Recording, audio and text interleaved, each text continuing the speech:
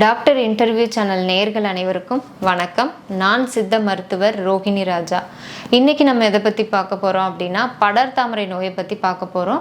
படர்தாமரைனா என்ன, அது வர்றதுக்கான காரணங்கள் என்ன, சித்த மருத்துவத்தில் அதுக்கு என்ன மாதிரியான சிகிச்சை முறைகள் இருக்குது, உணவு முறைகள் என்ன மாதிரி நம்ம ஃபாலோ பண்ணலாம், அதே மாதிரி இதை கட்டுப்படுத்துறதுக்கான வழிமுறைகள் என்னங்கிறத பற்றி நம்ம இந்த வீடியோவில் பார்க்கலாம். படர்தாமரை நோய்னா என்ன? படர்தாமரை நோய்ங்கிறது தொற்றக்கூடிய வியாதி, அதான் கண்டேஜியஸ் டிசீஸ் சொல்லுவாங்க. இது ஒரு டீனியா இன்ஃபெக்ஷன், ரிங்வர்ம் இன்ஃபெக்ஷன். இது ஒரு டெர்மட்டோஃபைட்ஸ் அப்படிங்கிற ஒரு பூஞ்சையினால் இது உருவாகக்கூடியது. இதோட அறிகுறிகள் என்ன மாதிரி இருக்கும் அப்படின்னு பார்த்தோம் அப்படின்னா, இது தோலில் கொஞ்சம் படை மாதிரி சிவந்து இல்லை கருப்பு நிறத்தில் இது காணப்படும். அது மட்டும் இல்லாமல் சித்த மருத்துவத்தில் என்ன சொல்லியிருக்காங்க அப்படின்னா, பனைமர பட்டை போல சுரசுரத்து காணப்படும் அப்படின்னு சொல்லியிருக்காங்க. இந்த நோய் வந்துச்சு அப்படின்னா இது அதிகமாக அரிப்பு இருக்கும். நம்ம சொரியும் போது என்ன ஆகும் அப்படின்னா எரிச்சல், காந்தல் அதிகமாக இருக்கும். அதே மாதிரி சில நேரங்களில் ரத்தம் கூட வர்றதுக்கு வாய்ப்புகள் அதிகமாக இருக்கு. இது வர்றதுக்கான காரணங்கள் என்ன அப்படிங்கிறத பார்த்தோம் அப்படின்னா, அதிகமாக ஈரப்பதம் இருக்கிற இடத்துல இருக்கிறவங்களுக்கு, அதிகமாக வேர்க்கிறவங்களுக்கு இது அதிகமாக வரும். அது மட்டும் இல்லாமல் இது 2 சீசன்லையுமே வரும். அதாவது வெயில் காலங்கள்லேயும் வரும், இது பனிக்காலங்கள்லேயும் வரும். அதிகமாக வேர்க்கிறவங்களுக்கு இது அதிகமாக வர்றதுக்கு வாய்ப்பு இருக்கு. அது மட்டும் இல்லாமல் வீட்டில் ஒருத்தருக்கு இருக்குது அப்படின்னா மற்றவங்களுக்கும் வர்றதுக்கு வாய்ப்பு இருக்குது. ஏன்னா அவங்க யூஸ் பண்ணுற ட்ரெஸ் யூஸ் பண்ணும்போது, சோப்பு யூஸ் பண்ணுறதுனால, கோம்பு அந்த மாதிரி ஒருத்தர் யூஸ் பண்ணதை இன்னொருத்தர் யூஸ் பண்ணும்போது, பாதிக்கப்பட்டவங்க யூஸ் பண்ணதை மற்றவங்க யூஸ் பண்ணும்போது அவங்களுக்கு வர்றதுக்கு வாய்ப்பு அதிகமாக இருக்குது.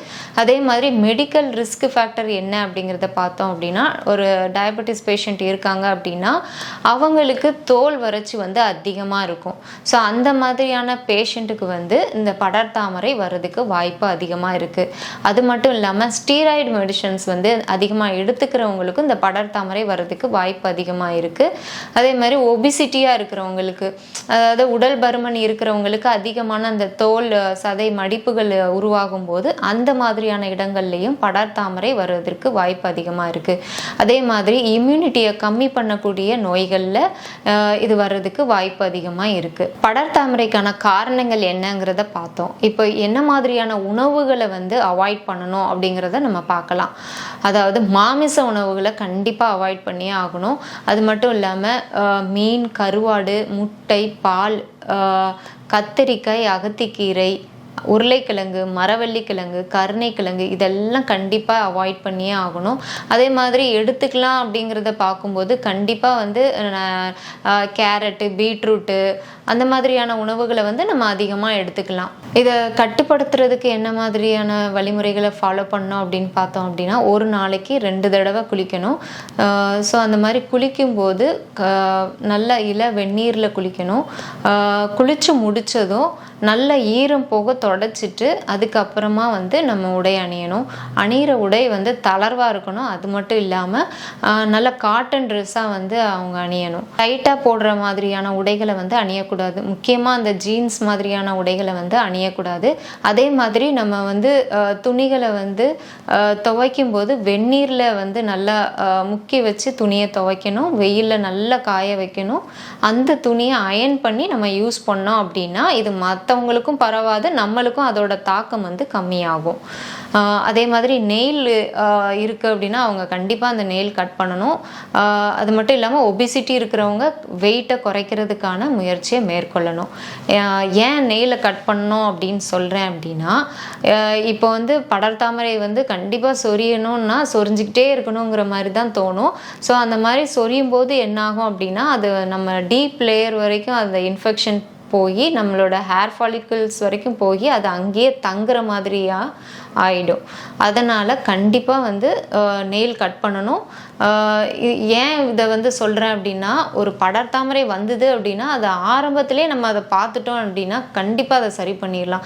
அதை அப்படி விட்டோம் அப்படின்னா அது ஸ்ப்ரெட் ஆகி நம்மளோட ரத்தத்தில் அது அந்த ஃபங்கஸ் கலக்கிற அளவுக்கு போகும்போது அதை சரி பண்ணுறது ரொம்ப கஷ்டமாயிடும். படர்தாமரை இருக்கிறவங்க கண்டிப்பாக உணவு முறையில் அவங்க மாற்றத்தை கொண்டு வந்தாங்கன்னா மட்டும்தான் அந்த நோயை சரி பண்ண பண்ண முடியும். முக்கியமாக வந்து அவங்க வந்து இந்த மாதிரி ஜங்க் ஃபுட்டு, ஆயில் அதிகமாக இருக்கிற உணவுகள், காரம் அதிகம் இருக்கிற உணவுகள், பேக்கெட்டில் அடைச்சி அந்த மாதிரி வர்ற உணவுகள், கார்போனேட்டட் ட்ரிங்க்ஸ், இந்த மாதிரியான உணவுகளை வந்து அவாய்ட் பண்ணும். ஏன் சொல்கிறேன் அப்படின்னா, இந்த மாதிரியான உணவுகளில் வந்து அமிலத்தன்மை வந்து அதிகமாக இருக்கும். ஸோ நம்மளுக்கு அமிலத்தன்மை அதிகமாக இருக்கும்போது என்னாகும் அப்படின்னா, ரத்தத்தில் வந்து அது வந்து சேஞ்சஸ் உண்டு பண்ணுறதுனால படர்தாமரை இருக்கிறவங்களுக்கு அந்த இன்ஃபெக்ஷன் வந்து ரத்தம் வரைக்கும் போகும்போது இந்த மாதிரி உணவுகளை நம்ம கண்டிப்பாக அவாய்ட் பண்ணோம் அப்படின்னா அதோட பாதிப்பு வந்து நம்ம குறைக்கலாம். இப்போ நம்ம உணவு முறைகளையும் அதை எப்படி கட்டுப்படுத்தலாம், அதை தடுக்கிறதுக்கான வழிமுறைகள் என்ன அப்படிங்கிறத நம்ம பார்த்தோம். இப்போ வந்து சித்த மருத்துவத்தில் இதுக்கு என்ன மாதிரியான சிகிச்சை முறைகள் இருக்குது அப்படிங்கிறத பார்க்கலாம். சித்த மருத்துவத்தில் முக்கியமான தோல் நோய்க்கான மருந்து அப்படின்னு எடுத்துக்கிட்டோம் அப்படின்னா பரங்கிப்பட்டை சூரணம் வந்து ஒரு நல்ல மருந்து. சித்த மருத்துவத்தில் படர்தாமரைக்கு இது ஒரு சிறந்த மருந்து.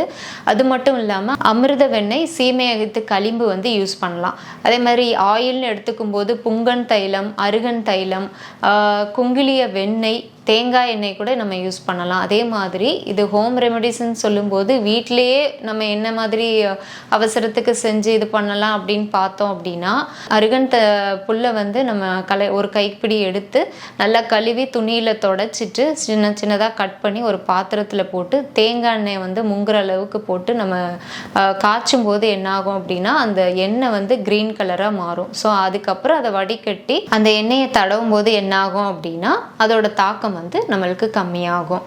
அது மட்டும் இல்லாமல் பூண்டு வந்து ஒரு 2 சொட்டு எடுத்து தேங்காய் மிக்ஸ் பண்ணி பாதிக்கப்பட்ட இடத்துல அப்ளை பண்ணாலும் இதோட அறிகுறி வந்து நம்மளுக்கு கம்மியாகும்.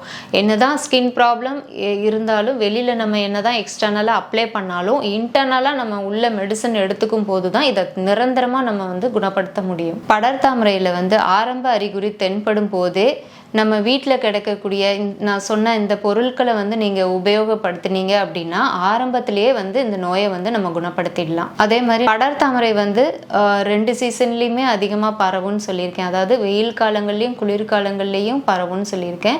இதுக்கு என்ன பண்ணலாம் அப்படின்னா, பவளமல்லி இலையை வந்து நம்ம கஷாயம் வச்சு, அதாவது ஒரு கைப்பிடி இலையை எடுத்து ஒரு டம்ளர் நல்லா காய்ச்சி 1/4 டம்ளர் வத்த வச்சு நம்ம அந்த மாதிரி ரெகுலராக நம்ம குடிச்சிட்டு வரும்போது படர்தாமரையை ஈஸியாக வந்து குணப்படுத்திடலாம்.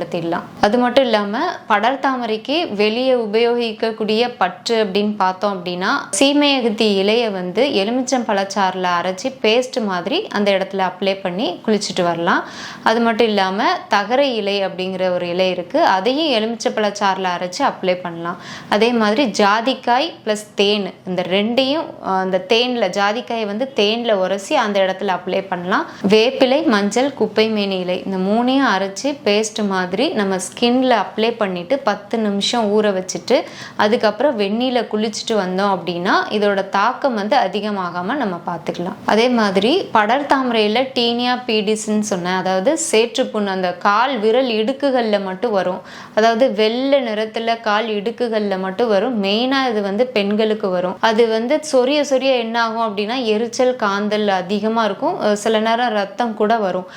சிலருக்கு என்ன ஆகும் அப்படின்னா அந்த சதைகள் எல்லாம் சிதைஞ்சு விரல் நகங்களே வந்து பாதிக்கிற அளவுக்கு ஆயிடும். ஸோ இதுக்கு வந்து ஆரம்பத்தில் நம்ம என்ன பண்ணலாம் அப்படின்னா மஞ்சளையும் கடுக்காயையும் சேர்த்து வந்து பேஸ்ட் மாதிரி அரைச்சி அப்ளை பண்ணலாம். இல்லை மஞ்சளை தனியாகவும் கடுக்காயை தனியாகவும் அந்த விரல்களில் வந்து நம்ம அப்ளை பண்ணலாம். கால் இடுக்குகள்லையும் நம்ம அப்ளை பண்ணலாம்.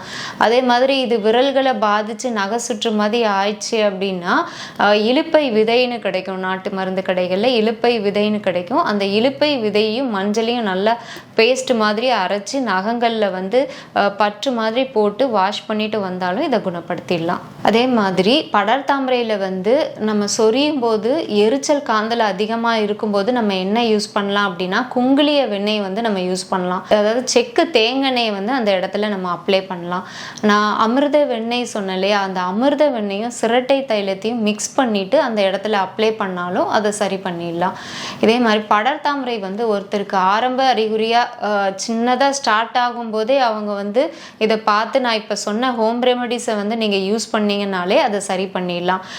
யாரெல்லாம் வந்து டாக்டர் அணுகணும் அப்படின்னு பார்த்தோம் அப்படின்னா, நான் சொன்ன மாதிரி நகங்கள் அந்த ஸ்க்ராட்ச் ஆகி டீப்பாக உள்ளே போய் ரத்தத்தில் கலக்கிற அளவுக்கு ஆகும்போது கண்டிப்பாக அந்த மாதிரி இருக்கிறவங்க சித்த மருத்துவரை நாடி ஒரு 3 மாதம் தொடர்ந்து சித்த மருந்துகளை எடுத்துக்கும் போது அதை நிரந்தரமாக நம்ம குணப்படுத்திடலாம். இந்த வீடியோ உங்களுக்கு பயனுள்ளதாக இருக்கும்னு நான் நம்புகிறேன்.